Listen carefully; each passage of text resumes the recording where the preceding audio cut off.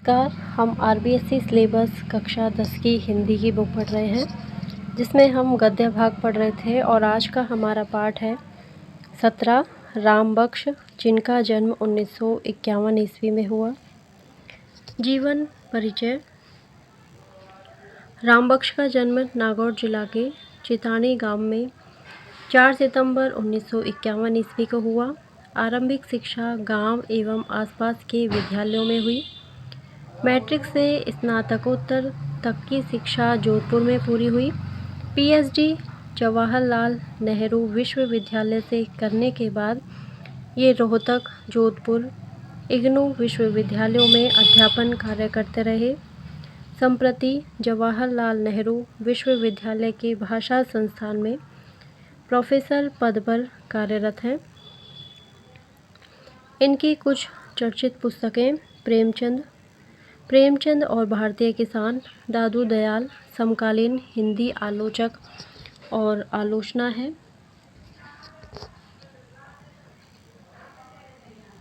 पाठ परिचय। मध्यकाल भारतीय सनातनता का एक उज्ज्वल अध्याय है। संत कवियों ने सार्वभौम मानवता के लिए एक सहज सामान्य पथ की वकालत की। दादू की बानी सदियों से राजस्थान के जनमानस की सामूहिक स्मृति का हिस्सा रही है। कबीर के समान इनमें खंडन मंडन की प्रवृत्ति नहीं मिलती। देशाटन से प्राप्त अनुभवों को दादू ने प्रेम के सरस धरातल पर मर्म स्पर्शनीय भावों के साथ परोस दिया है। लेखक ने इस आलेख में दादू दयाल की प्रासंगिकता एवं उनके उपदेशों की जीवनी परक मूल्यांकन प्रस्तुत किया है।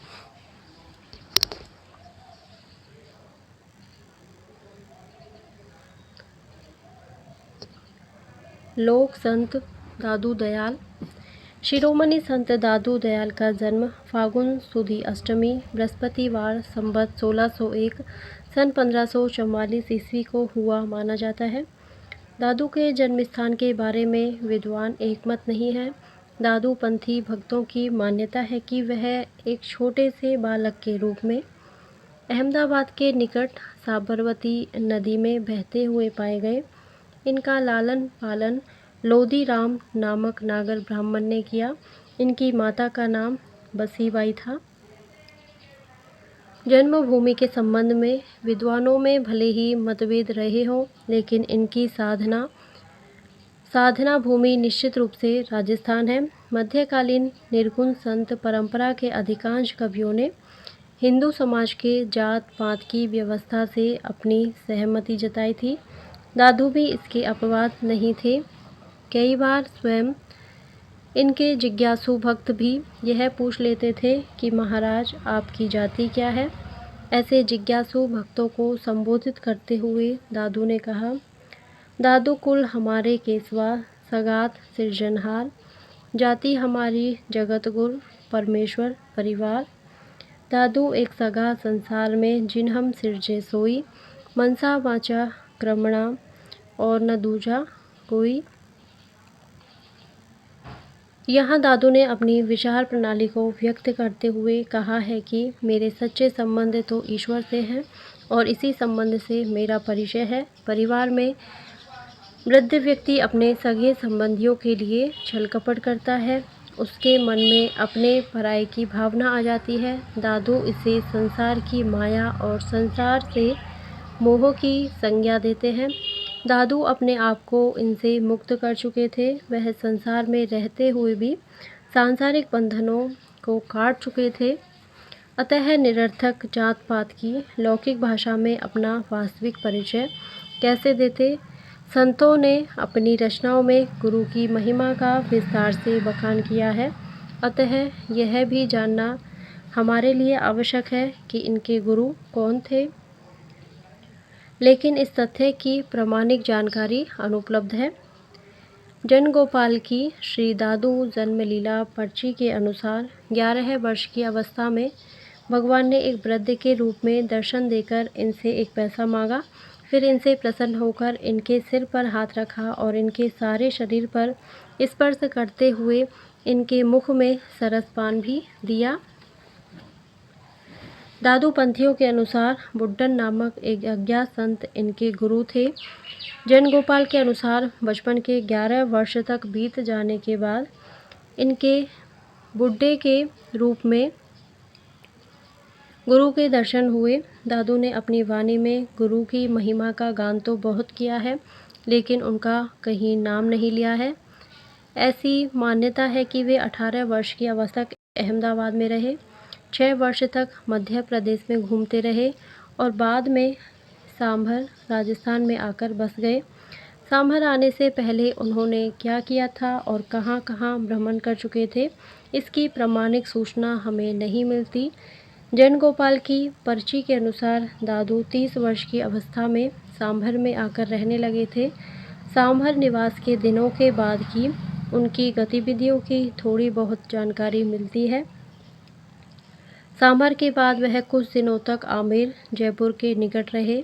यहाँ पर अभी भी एक दादू द्वारा बना हुआ है। कुछ लोगों का कहना है कि दादू ने फतेहपुर सीकरी में अकबर से भेंट की थी और 40 दिनों तक आध्यात्मिक विषयों की चर्चा भी करते रहे। अन्य संतों की तरह दादू दयाल ने भी काफ़ी देश भ्रमण किया था, विशेषकर उत्तर भारत, काशी, बिहार, बंगाल और राजस्थान के भीतरी भागों में लंबी यात्राएं की थी।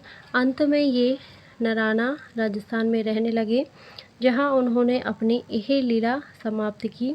दादू की इच्छानुसार उनके शरीर को बहराना की पहाड़ी पर स्थित एक गुफा में रखा गया, जहां इन्हें समाधि भी दी गई। इसी पहाड़ी को अब दादू खोल कहा जाता है, जहां उनकी स्मृति में अब भी मेला लगा करता है। सांभर से ही दादू दयाल की भक्ति साधना आरंभ होती है। यहीं से उन्होंने उपदेश देने शुरू किए थे और यहीं पर उन्होंने पर ब्रह्म संप्रदाय की स्थापना की थी, जो दादू की मृत्यु के बाद दादू पंथ कहा जाने लगा। दादू ने अपनी रचनाओं में अपने परिवार और पारिवारिक स्थिति का जिक्र किया है। उन्होंने लिखा है, दादू रोजी राम है, रजिक रिजक हमार, दादू उस प्रसाद सो पोषा सब परिवार। ऐसा लगता है कि किसी जिज्ञासु व्यक्ति ने दादू से सीधा सवाल पूछा था कि आपका खाना पीना कैसे चलता है, आप अपने परिवार का भरण पोषण कैसे करते हैं, अर्थात आपकी आय के साधन क्या हैं। यहाँ तो चारों ओर अभाव ही अभाव दिखाई दे रहा है। इस जिज्ञासा को शांत करने के लिए दादू ने कहा कि राम ही मेरा रोजगार है, वही मेरी संपत्ति है, उसी राम के प्रसाद से परिवार का पोषण हो रहा है। इन पंक्तियों से यह अनुमान सहज ही लगाया जा सकता है कि यहाँ ऐश्वर्य का बोलबाला नहीं, गरीबी का साम्राज्य है। यह बात यहाँ रेखांकित करने लायक है कि दादू को अपनी गरीबी से कोई शिकायत नहीं है।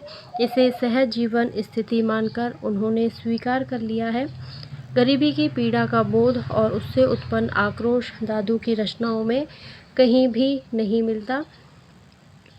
दादू के जीवन काल में ही उनके अनेक शिष्य बन चुके थे। उन्हें एक सूत्र में बांधने के विचार से एक पृथक संप्रदाय की स्थापना होनी चाहिए। यह विचार स्वयं दादू के मन में आ गया था और इसलिए उन्होंने सांभर में पर ब्रह्म संप्रदाय की स्थापना कर दी थी। दादू की मृत्यु के बाद उनके शिष्यों ने इस संप्रदाय को दादू पंथ कहना शुरू कर दिया। आरंभ में इनके कुल 152 शिष्य माने जाते रहे। इनके शिष्यों के थांबे प्रचलित हुए। इनके थांबे अब भी अधिकतर राजस्थान, पंजाब व हरियाणा में हैं। इस क्षेत्र में अनेक स्थानों पर दादू द्वारों की स्थापना की गई थी। उनके शिष्यों में गरीबदास, बधना, रज्जब, सुंदरदास आदि प्रसिद्ध हुए। संत दादू दयाल के स्मारक रूप विशिष्ट स्थानों में सर्वप्रथम स्थान करडाला व कल्याणपुर प्रसिद्ध है, जहां उन्होंने अपनी पहली बार काफ़ी समय तक साधना की थी। इस बात का परिचय दिलाने के लिए वहां उनकी एक भजनशिला वर्तमान है। वहां पर पहाड़ी के नीचे की ओर एक दादू द्वारा भी बना दिया गया है, जिसे उसी कारण महत्व दिया जाता है। करडाला के अतिरिक्त सांभर में भी दादू जी की एक छतरी बनी हुई है, जो उनके रहने की पुरानी कुटिया का प्रतिनिधित्व करती है और पीछे वहाँ एक विशाल मंदिर भी बना दिया गया है। सांभर के अनंतर अधिक समय तक उनके निवास करने का स्थान आमेर समझा जाता है, जहाँ पर एक सुंदर दादू द्वारा निर्मित है। परंतु इन सभी से अधिक महत्व नराणे को दिया जाता है, जहाँ पर अभी तक वह खेजड़े का वृक्ष भी दिखलाया जाता है, जहाँ वे बैठे करते थे। उसी के समीप एक भोजनशाला है तथा एक विशाल मंदिर भी बना हुआ है। यहाँ का दादू द्वारा सर्व प्रमुख माना जाता है। दादू जी का शव जहाँ उनका देहांत हो जाने पर डाल दिया गया था, वह भराने का स्थान भी उनके अंतिम स्मारक के रूप में वर्तमान में है। वहाँ पर भी एक चबूतरा बना दिया गया है और पूरा स्थान दादू खोल के नाम से भी अभिहित किया जाता है। कहते हैं कि यहीं कहीं पर उनके कुछ हाल टूंबा, चूल्हा तथा खड़ाऊ भी अभी तक सुरक्षित हैं। कल्याणपुर, सांभर, आमेर, नराणा में भैराना पंचतीर्थ भी माने जाते हैं। उनके स्मारक के रूप में 2 मेले भी लगा करते हैं। इनमें से एक नराणे में प्रतिवर्ष फागुन सुदी पंचमी से लेकर एकादशी तक लगा करता है, जिनमें प्राय सभी स्थानों के दादूपंथी इकट्ठे होते हैं। दूसरा मेला भैराणे में फागुन कृष्ण तृतीया से फागुन सुदी तृतीया तक चलता रहता है। दादू ने अपने शिष्यों को उपदेश दिया कि पर निंदा न किया करे, क्योंकि निंदा तो वह व्यक्ति करता है जिसके हृदय में राम का निवास नहीं है। दादू को बड़ा आश्चर्य होता है कि लोग कैसे निसंकोच रूप से दूसरे की निंदा कर लेते हैं। निंदत सब लोग विचारा, हमको भावे राम पियारा। नरसन से निर्दोष लगावे, ताथे मोको अचरज आवे। तुवध्या दोई पश रह ताजे, तासनी कहत गए रे ये। निर्वैरी नेहकामी साध, तासिरी देत बहुत अपराध। लोहा कंचन एक समान, तासनी कहे करत अभिमान।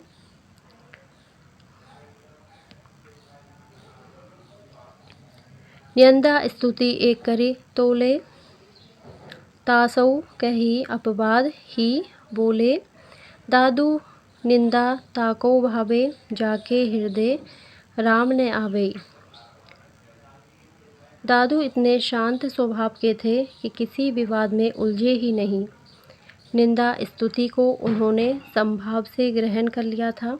उनके शिष्य हिंदू और मुसलमान दोनों थे। उन्होंने अपने आचरण और उपदेश द्वारा पूरी मानवता के लिए एक समान पथ का आविष्कार किया। उन्होंने अपने विरोधियों से बहस कम की और समर्थकों को सलाह ज़्यादा दी।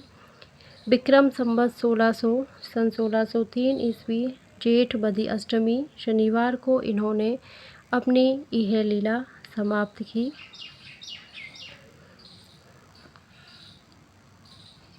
कठिन शब्दार्थ। जिज्ञासु, जानने की इच्छा रखने वाला। लौकिक, सांसारिक, सृजनहार, निर्माण करने वाला। दूजा मतलब दूसरा।